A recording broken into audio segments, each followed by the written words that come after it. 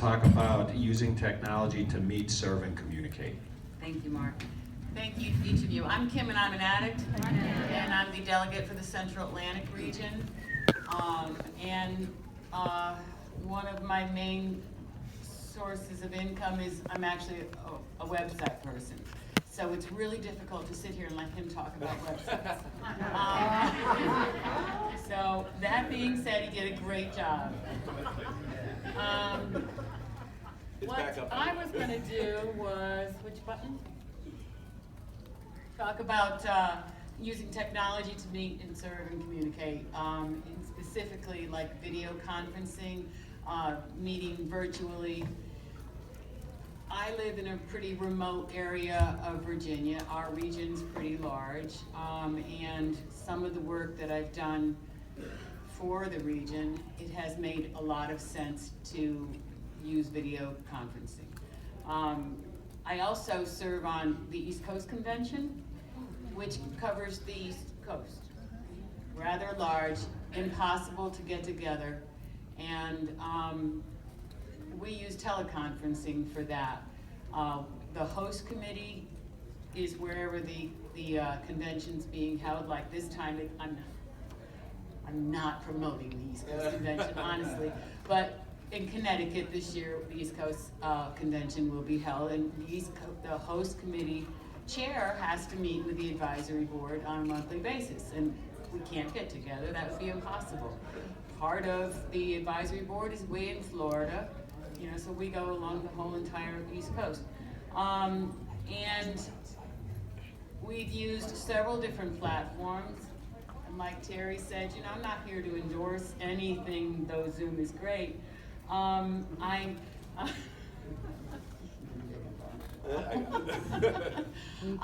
But what I'm saying is that sometimes if we have some experience with one of these platforms, we get attached to it and we don't really want to try anything new.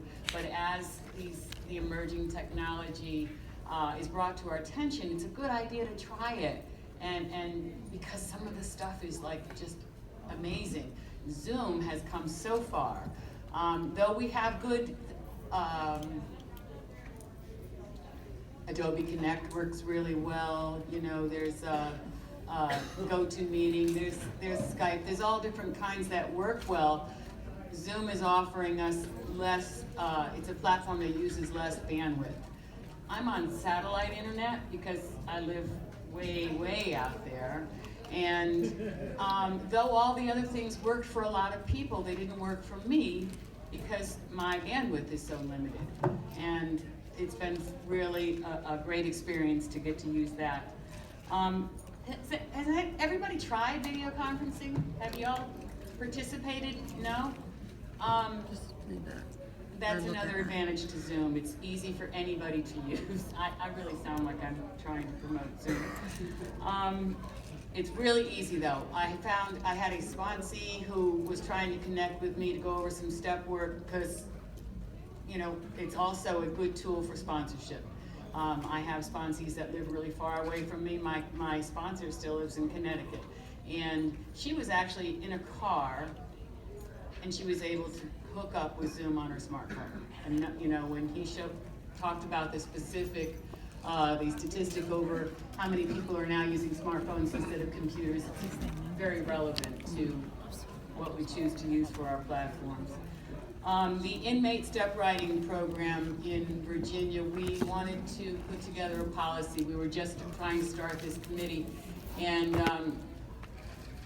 we went to the NOS local resource area. Okay, first we accessed that tool. We went to na.org and we searched for the local resource area. We downloaded a lot of different experience with guidelines from other committees that had already been in existence.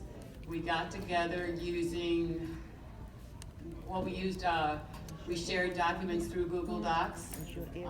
We started to edit what we wanted our policy to look like. We used teleconferencing to meet, and then we were able to look on the screen and show the edits of the document we were working on. And again, that was a small committee who couldn't get together in person, and we were able to put together a policy. It's really important that if you're trying to facilitate a teleconference meeting, that you set a really good agenda and stay focused. Because when you meet in person, you have the advantage of some body language things, you know, but when you're meeting virtually, you need to kind of find a way to maintain order and to keep moving along with your agenda. One of the, when you're meeting virtually, you have to utilize other forms of technology also. You need to probably send out invitations via email. You can use social media for announcements. Social media is more than Facebook. And texting for urgent updates. We have to be willing to cross all these platforms in order to carry our message.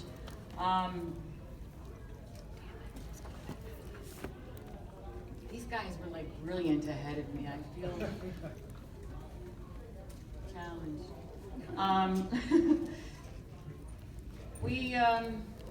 I talked a little bit about, oh no I didn't. We used Google Docs and Google Forms last year to gather our votes for our conference agenda report. We got some input from some groups that had never voted before, that I know of, in my limited perception of reality. But we did get more input last year as a result of using Google Docs and Google Forms to allow our groups to go online and put their vote in. Southside area website is one of the sites now that we're also using Google Forms to, it's southsidena.org. The Am I an Addict pamphlet is right there on the front page. We're trying to capture the interest of young people who might be coming to the website who really don't want to do a lot of reading. They want to look at pictures and click buttons.